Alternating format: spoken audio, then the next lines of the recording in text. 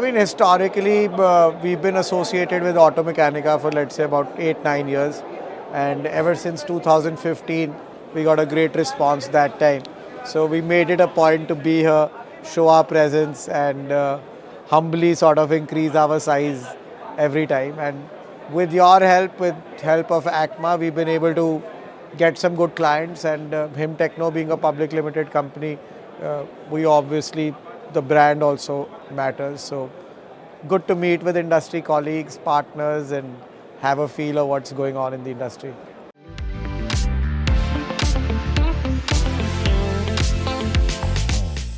I mean, Him Techno as a company, I think we've got a wide range. We've got about 3,000 products in our kitty today. And if I speak even today, as of now, I have about 200 to 250 components which are under development. So historically, I mean, that's at the core of our company, that we want to develop new products. So this time at the expo, we've showcased some machine castings which are specifically for the material handling equipment, and we are exporting these parts. We have some parts for Royal Enfield that we recently developed. The warm forging kits were there previously, but now we have got a wider range on that front. So these are some of the interesting products, and it would be impossible for me to kind of share all of them, but these are the basic major products that I would say, categories that we're showcasing, the new ones that we're showcasing this time.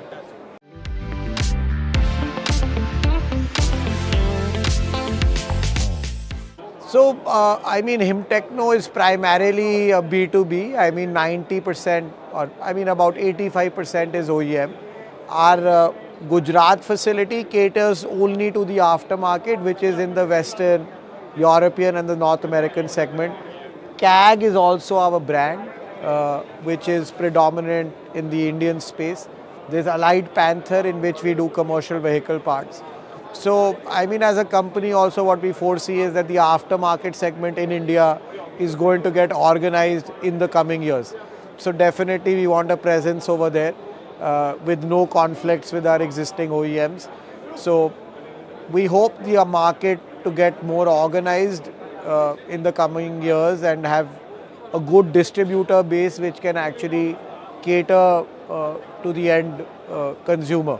Personally, I still feel there is a gap between the buyer and the seller, and that needs to be sort of bridged. So distributor, the whole supply chain needs to come in. Maybe ACMA needs to come in. There is counterfeiting that needs to be avoided, and there are those issues that needs to be looked at. So when you compare it to a mature market like Europe or China or America, so it's a no-brainer that there's a huge scope for the aftermarket, and as a company we look forward to be in that space.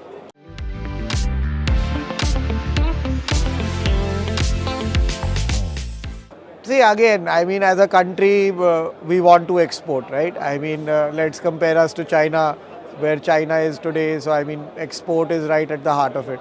The government is pushing for it, so it becomes absolutely imperative for us. Like I said, the Gujarat facility is 100% export. And currently I think we are at about 14-15% of our overall turnover is export, and in the next 2 to 3 years we anticipate it to reach to about 30 to 35%.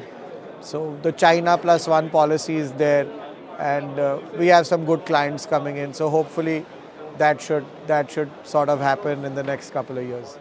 So company's strategy today is to focus more on the export market. Like we all know that India is now becoming a very big global hub for manufacturing, specifically in the automotive industry. I think the automotive industry is contributing probably 20% to 25% to the country's GDP. So, and now even in US, Europe, and rest of the world, everybody is looking for they don't want to depend on China. So the China plus one story. Exactly. More than plus one, they want to shift more to India. And India is the next best bet, is what we understand. So there's a huge opportunity for India. So capitalizing on that, the company strategy is to focus more on exports. And right now we are doing approximately 15% of our total turnover is exports, right? and we're targeting.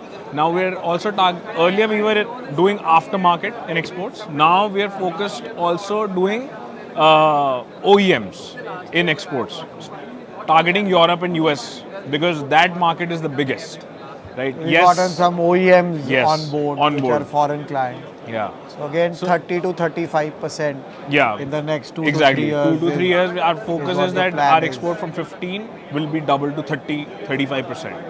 Right? And yes, there is a bit of disruption because of two wars that are happening, and now the Yemen, because of Red Sea, the freights are high.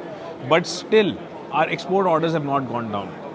So that's a plus sign. And whenever we talk to our customers and whenever we speak to any new potential customers also, they're always positive about 24 and 25.